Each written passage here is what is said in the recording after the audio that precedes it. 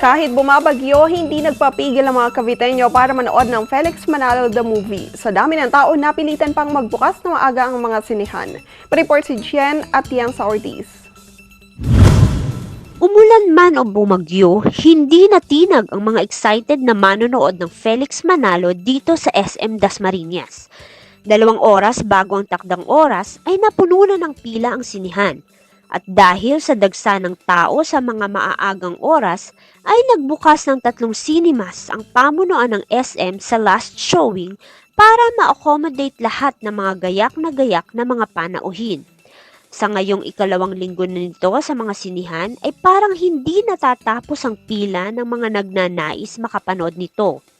Ibinahagi ng ilang mga kaanib sa Iglesia ni Cristo na ating nakapanayam ang kanilang galak ng malaman ang tunay na historya ng Iglesia at ang kanilang saloobin ukol sa pagkakataong ibinigay para malaman ito.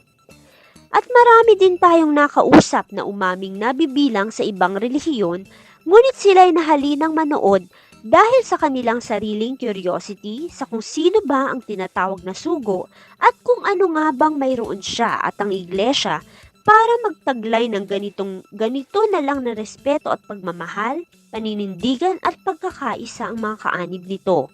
Mayroon ding nakikiayon lang sa agos at nagpapaunlak sa mga mahal sa buhay at kaibigan na nag-imbita sa kanila. Mula dito sa Dasmariñas, kasama ng Cavite team, para sa Eagle News, Jen at Yenza Ortiz, I am one with 25.